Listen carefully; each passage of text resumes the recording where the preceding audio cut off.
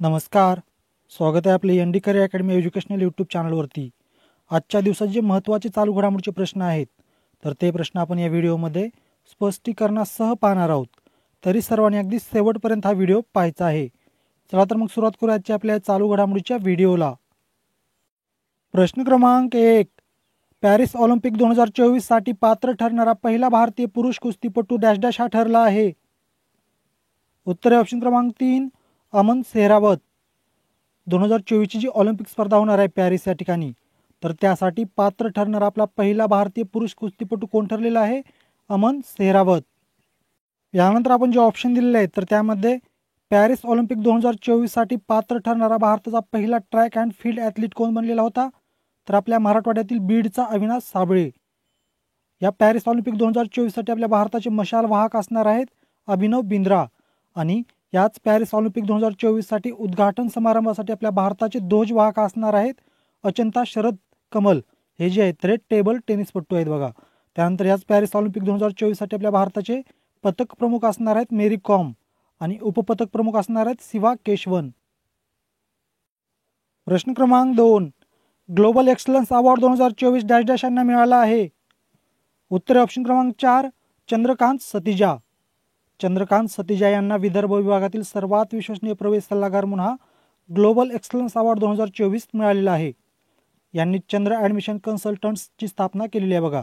आणि 21 वर्षाहून अधिक काळ त्यांनी विद्यार्थ्यांना दर्जेदार शिक्षण दिले आणि करिअर समुपदेशनासाठी मदत देखील केलेली आहे. आणि म्हणूनच मुंबईतील सहारा स्टार हॉटेलमध्ये बॉलिवूडच्या अभिनेत्री ज्या आहेत शिल्पा शेट्टी यांच्या हस्ते त्यांना हा पुरस्कार देण्यात आलेला आहे. कोणता पुरस्कार? Global excellence award 2024. आता आपण जे ऑप्शन दिले आहे तर त्यामध्ये नुकताच जर्मन लोकशाही पुरस्कार जो आहे 2024 साठीचा तर तो इलिया नवल नाया यांना देण्यात आलेला आहे. टाइम्स पॉवर आयकॉन पुरस्कार 2024 देण्यात आलेला आहे विजय जैन यांना. आणि ग्लोबल प्राईड ऑफ सिंधी पुरस्कार 2024 देण्यात आलेला आहे पवन सिंधी यांना. यानंतर पाहूयात प्रश्न क्रमांक 3. UPIच्या व्यवहारात डॅश डॅश हे सर्वात अव्वल स्थानी आहे. उत्तर ऑप्शन क्रमांक 1 फोन पे. UPIच्या व्यवहारामध्ये सर्वात प्रथम स्थानी म्हणजे सर्वात अव्वल स्थानी कोणतं ॲप आहे? तर फोनपे आहे बघा. जगामध्ये सर्वाधिक डिजिटल व्यवहार करणाऱ्या देशामध्ये आपल्या भारताचा पहिला क्रमांक लागतो. आणि आपल्या भारतामध्ये डिजिटल पेमेंट जे आहे तर ते UPIद्वारे केलं जातं. आणि या UPIद्वारे जे डिजिटल पेमेंट केलं जातं तर त्यामध्ये देखील पहिल्या क्रमांकावरती कोणतं ॲप आहे? तर फोनपे. आपल्या देशामध्ये UPIद्वारे जे एकूण डिजिटल पेमेंट केलं जातं तर त्यामध्ये फोनपेचा वाटा आहे 48.86%.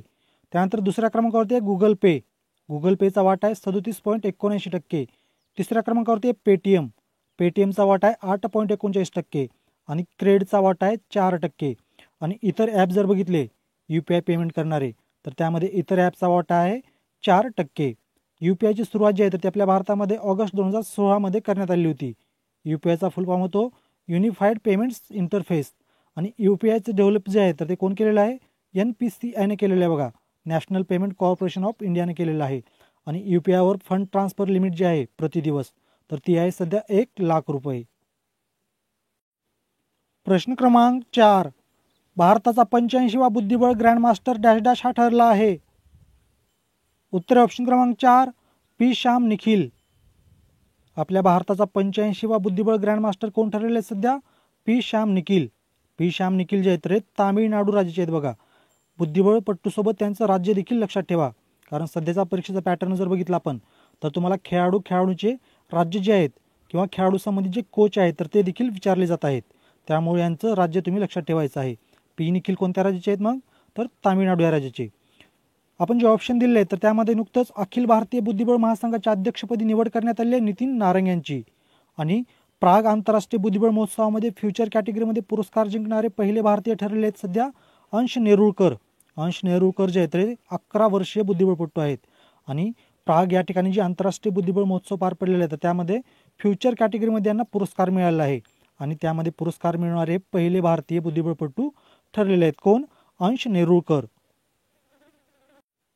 आपल्या भारताचे 80वे ग्रँडमास्टर ठरलेले होते विघ्नेश NR. भारताचे 81वे ग्रँडमास्टर ठरलेले होते सायंतन दास. 82वे ग्रँडमास्टर ठरलेले होते प्रणित उपल्ला.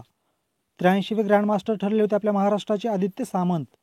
84वे ग्रँडमास्टर ठरलेले आहेत वैशाली रमेश बाबू तामिळनाडूच्या. आणि नुकतंच आपल्या भारताचे 85वे ग्रँडमास्टर ठरलेले तामिळनाडूचेच पी श्याम निखिल. प्रश्न क्रमांक 5. एप्रिल 2024 साठी ICC player of the month पुरस्कार डॅश डॅश यांना मिळाला आहे. उत्तर आहे ऑप्शन क्रमांक 3 मोहम्मद वसीम आणि ऑप्शन क्रमांक 4 हेली मॅथ्यूज. कारण ICC player of the month हा जो पुरस्कार आहे हा 2 कॅटेगरीमध्ये दिला जातो बघा. एक म्हणजे पुरुष खेळाडूला देखील हा पुरस्कार दिला जातो आणि दुसरा म्हणजे महिला खेळाडूंना देखील हा पुरस्कार दर महिन्याला दिला जातो ICC कडून. या पुरस्काराची सुरुवात कधी करण्यात आली होती? जानेवारी 2021 मध्ये. लक्षात ठेवा, ICC player of the month पुरस्काराची सुरुवात कधी करण्यात आली होती? जानेवारी 2021 मध्ये. आणि तेव्हापासून प्रत्येक महिन्यासाठी हा पुरस्कार 2 कॅटेगरीमध्ये दिला जातो. मग यामध्ये नुकतंच एप्रिल 2024 साठी पुरुष कॅटेगरीमध्ये ICC player of the month पुरस्कार जो आहे तर तो UAE या देशाच्या मोहम्मद वसीम यांना देण्यात आलेला आहे बघा. आणि महिला कॅटेगरीमध्ये हा पुरस्कार देण्यात आलेला आहे वेस्ट इंडिजच्या कॅप्टन हेली मॅथ्यूज यांना. हेली मॅथ्यूज यांना हा ICC player of the month पुरस्कार जो आहे तर तो 3ऱ्यांदा मिळालेला आहे. आणि मोहम्मद वसीम जे आहेत तर हे ICC player of the month पुरस्कार मिळवणारे UAE या देशाचे पहिले खेळाडूच ठरलेले आहेत. मार्च 2024 साठी ICC player of the month पुरस्कार जो आहे तर तो श्रीलंकेच्या कामिंदू मेंडिस यांना देण्यात आलेला होता. आणि महिला कॅटेगरीमध्ये हा पुरस्कार इंग्लंडच्या माय्या बेचियर यांना देण्यात आला होता बघा मार्च 2024 साठी. आणि एप्रिल 2024 साठी हा पुरस्कार UAE या देशाचे खेळाडू मोहम्मद वसीम आणि वेस्ट इंडिज देशाच्या महिला खेळाडू हेली मॅथ्यूज यांना देण्यात आलेला आहे. प्रश्न क्रमांक 6. 30वी Sultan Azlan Shah hockey trophy 2024 dash dash या देशाने जिंकली आहे. उत्तर ऑप्शन क्रमांक 1 Japan. Sultan Azlan Shah hockey trophy जी पार पडलेली आहे 2024ची 30व्या क्रमांकाची आवृत्ती, तर याच्या अंतिम फेरीमध्ये जपान या देशाने पाकिस्तान या देशाचा पराभव केलेला आहे बघा. आणि पहिल्यांदाच या सुलतान अझलन शाह हॉकी ट्रॉफीचे विजेतेपद आपल्या नावावरती केलेलं आहे. पाकिस्तान या देशाने आतापर्यंत 3 वेळेस ही सुलतान अझलन शाह हॉकी ट्रॉफी जिंकलेली आहे. आणि आपल्या भारतानं जर बघितलं तर आतापर्यंत 5 वेळेस या सुलतान अझलन शाह हॉकी ट्रॉफीचं विजेतेपद पटकावलेलं आहे. आणि 2024ची जी 30व्या क्रमांकाची आवृत्ती पार पडलेली आहे सुलतान अझलन शाह हॉकी ट्रॉफीची, तरी मलेशियातील इपोह या ठिकाणी पार पडलेली आहे. हा एक मुद्दा लक्षात ठेवा. ही जी 2024ची सुलतान अझलन शाह हॉकी ट्रॉफी आहे तरी कोणत्या देशामध्ये पार पडलेली आहे? मलेशिया या देशामध्ये. याचं विजेतेपद पटकावलेलं आहे जपान या देशाने आणि उपविजेतेपदी राहिलेला आहे पाकिस्तान हा देश. या स्पर्धेमध्ये 2024च्या स्पर्धेमध्ये आपल्या भारत देशाने सहभाग घेतलेला नव्हता बघा. या स्पर्धेमध्ये फक्त 6 देशांनी सहभाग घेतलेला होता 2024च्या या 30व्या क्रमांकाच्या आवृत्तीमध्ये. सुलतान अझलन शाह हॉकी ट्रॉफीची सुरुवात जी आहे तर ती 1983 साली करण्यात आली होती. सुरुवात कधी करण्यात आली होती या ट्रॉफीची? 1983 साली. आपला भारतीय हॉकी संघ जो आहे तर तो सध्या जागतिक हॉकी क्रमवारीमध्ये 6व्या स्थानावरती आहे. जागतिक हॉकी क्रमवारीमध्ये पहिल्या स्थानावरती संघ आहे सध्या नेदरलँडचा. यानंतर पाहूयात पुढील प्रश्न. प्रश्न क्रमांक 7. जागतिक हायड्रोजन समिट आणि प्रदर्शन 2024 डॅश डॅश या देशात आयोजित करण्यात आले आहे. उत्तर आहे ऑप्शन क्रमांक 2 रॉटरडॅम नेदरलँड. जागतिक हायड्रोजन समिट जी आहे 2024ची आणि जागतिक हायड्रोजन प्रदर्शन 2024 हे कोणत्या देशामध्ये आयोजित करण्यात आलेलं आहे? नेदरलँड या देशामध्ये. नेदरलँड या देशातील रॉटरडॅम या ठिकाणी आयोजित करण्यात आलेलं आहे. कधी आयोजित करण्यात आलेलं होतं? तर 13 ते 15 मे दरम्यान. आता आपण जे ऑप्शन दिलेलं आहे तर त्यामध्ये 54वी जागतिक आर्थिक परिषद जी आहे 2024ची तर ती स्वित्झर्लंडमधील दावोस या ठिकाणी आयोजित करण्यात आली होती बघा. 7वी हिंदी महासागर परिषद 2024ची ऑस्ट्रेलियातील पर्थ या ठिकाणी आयोजित करण्यात आली होती. आणि नुकतंच जी पहिली अणुऊर्जा शिखर परिषद पार पडलेली आहे 2024ची तर ती बेल्जियममधील ब्रुसेल्स या ठिकाणी पार पडलेली आहे. लक्षात आलं? 54वी जागतिक आर्थिक परिषद म्हटलं 2024ची की दावोस स्वित्झर्लंड. त्यानंतर 7वी हिंदी महासागर परिषद म्हटलं की ऑस्ट्रेलियातील पार्थ या ठिकाणी. आणि पहिली अणुऊर्जा शिखर परिषद 2024 पार पडलेली आहे बेल्जियममधील ब्रुसेल्स या ठिकाणी. यानंतर पाहूयात पुढील प्रश्न. प्रश्न क्रमांक 8. इफ्कोच्या अध्यक्षपदी डॅश डॅशांची नियुक्ती करण्यात आली आहे. उत्तर ऑप्शन क्रमांक 3 दिलीप संघानी. नुकतंच इफ्कोच्या अध्यक्षपदी कोणाची नियुक्ती करण्यात आली आहे? दिलीप संघानी यांची. इफ्को म्हणजेच Indian farmers fertiliser cooperative limited. या इफ्कोची स्थापना जी आहे तर ती 3 नोव्हेंबर 1967 रोजी करण्यात आलेली आहे. आणि या इफ्कोचे संस्थापक होते उदयभान सिंहजी नटवर सिंहजी जेठवा. इफ्कोचं मुख्यालय आहे नवी दिल्ली या ठिकाणी. आणि नुकतंच इफ्कोच्या अध्यक्षपदी नियुक्ती करण्यात आलेली आहे दिलीप संघानी यांची. इफ्कोचे उपाध्यक्ष आहेत सध्या बलवीर सिंग आणि इफ्कोचे MD आणि CEO आहेत सध्या US अवस्थी. प्रश्न क्रमांक 9. इदा शिशा नोगरांग यांची डॅश डॅश राज्याची पहिली महिला पोलीस महासंचालक म्हणून नियुक्ती झाली आहे. उत्तर ऑप्शन क्रमांक 2 मेघालय.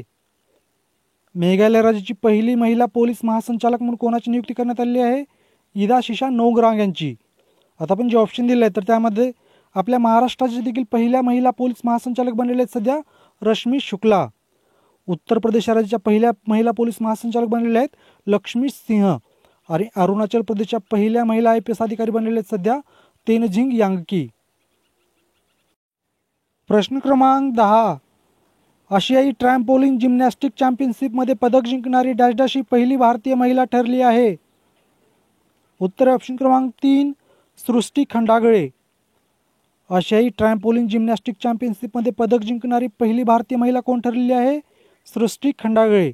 आता आपण जे ऑप्शन दिले तर त्यामध्ये आंतरराष्ट्रीय टेबल टेनिस फेडरेशन फाउंडेशनच्या गव्हर्निंग बोर्ड सदस्य म्हणून सामील होणारी पहिली भारतीय ठरलेली आहे विटा दानी.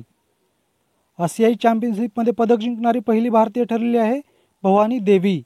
आणि नुकतंच कतारची राजधानी दोहा या ठिकाणी जी world 6th red woman snooker स्पर्धा पार पडलेली आहे तर या स्पर्धेमध्ये विजेतेपद पटकावलेले आपल्या भारताच्या विद्या पिल्ले यांनी. प्रश्न क्रमांक 11. सीनियर नॅशनल नौकानयन स्पर्धा 2024 डॅश डॅश येथे आयोजित केली आहे? उत्तर ऑप्शन क्रमांक 4 मुंबई. आपल्या भारतीय नौकानयन संघटनेने सीनियर नॅशनल नौकानयन स्पर्धा जे 2024ची किंवा या स्पर्धेला इंग्लिशमध्ये नॅशनल सेलिंग चॅम्पियनशिप म्हणून देखील ओळखलं जातं बरं का. हे दोन्ही शब्द लक्षात ठेवा. नॅशनल नौकानयन स्पर्धा म्हणून विचारलं जाईल तुम्हाला परीक्षेमध्ये किंवा नॅशनल सेलिंग चॅम्पियनशिप स्पर्धा म्हणून विचारलं जाईल. तर त्याचं उत्तर असेल मुंबई या ठिकाणी स्पर्धा आयोजित करण्यात आलेली आहे. प्रश्न क्रमांक 12. आंतरराष्ट्रीय कुटुंब दिवस डॅश डॅश रोजी साजरा करण्यात येतो? उत्तर ऑप्शन क्रमांक 3 15 मे. 15 मे हा जो दिवस आहे तर हा दिवस दरवर्षी आंतरराष्ट्रीय कुटुंब दिन म्हणून साजरा केला जातो. आणि 2024ला जो आपण 15 मे रोजी आंतरराष्ट्रीय कुटुंब दिन साजरा केला आहे तर या दिवसाची थीम होती फॅमिली अँड क्लायमेट चेंज. 14 मे हा दिवस आपण आंतरराष्ट्रीय डायलसन थॉमस डे म्हणून साजरा करतो. 11 मे हा दिवस आपण आपल्या देशामध्ये राष्ट्रीय तंत्रज्ञान दिन म्हणून साजरा करतो. आणि the lady with the lamp म्हणून ओळखल्या जाणाऱ्या फ्लॉरेन्स नाइटिंगेल यांचा जन्मदिवस जो आहे 12 मे तर हा दिवस आपण 1965 सालापासून आंतरराष्ट्रीय नर्स डे म्हणून साजरा करतो. बघा कोणाचा जन्मदिवस? फ्लॉरेन्स नाइटिंगेल यांचा जन्मदिवस आहे 12 मे. आणि हा दिवस आपण 1965 सालापासून आंतरराष्ट्रीय नर्स डे म्हणून साजरा करतो. आणि यानंतर पाहूयात तुमच्यासाठीचा आजचा आपला प्रश्न. चंद्रावर पहिली रेल्वे यंत्रणा उभारण्याची योजना डॅश डॅशने आखली आहे? या प्रश्नाचं उत्तर सर्वांनी मला कमेंटमध्ये सांगायचं आहे. प्रश्नाचं उत्तर सर्वांनी कमेंट करण्याचा प्रयत्न नक्की करायचा आहे. बघा मित्रांनो प्रश्नाचं काय आहे? चंद्रावर पहिली रेल्वे यंत्रणा उभारण्याची योजना जी आहे तर ती नुकतंच कोण आखलेली आहे? सर्वांनी कमेंट करून याचं उत्तर देण्याचा प्रयत्न करायचा आहे. अशा प्रकारे आगामी काळामध्ये जी पोलीस भरती होणार आहे किंवा ग्रामसेवक भरती असेल, आरोग्यसेवक भरती असेल किंवा न्यायालयामध्ये जी विविध पदासाठी भरती निघालेली आहेत ती भरती असेल किंवा MPSC भरती असेल तर या सर्व स्पर्धा परीक्षे दृष्टिकोनातून जे चालू घडामोडीचे अत्यंत महत्त्वाचे प्रश्न आहेत तर ते प्रश्न आपण या चालू घडामोडीच्या सिरीजमध्ये रोज स्पष्टीकरणासह पाहत आहोत. तुम्ही जर आणखीन आपलं यूट्यूब चॅनल सबस्क्राईब केलं नसेल किंवा चुकून सबस्क्राईब करायचं राहिलं असेल तर आपल्या यूट्यूब चॅनलला सबस्क्राईब करून बेल आयकॉनचं बटन क्लिक करायला विसरू नका. आणि तुम्हाला जर मी दिलेली माहिती आवडली असेल, समजली असेल तर आपल्या या व्हिडिओला, आपल्या चॅनलला लाईक कमेंट करून तुमच्या मित्रमैत्रिणीपर्यंत शेअर करायलाही विसरू नका. आणि विद्यार्थी मित्रांनो तुम्हाला जर करंट अफेअर्स आणि GKच्या PDF नोट्स हव्या असतील तर तुम्ही आपला टेलिग्राम ग्रुप जॉईन करू शकता. या टेलिग्राम ग्रुपची लिंक मी तुम्हाला या व्हिडिओच्या डिस्क्रिप्शनमध्ये दिलेली आहे. धन्यवाद.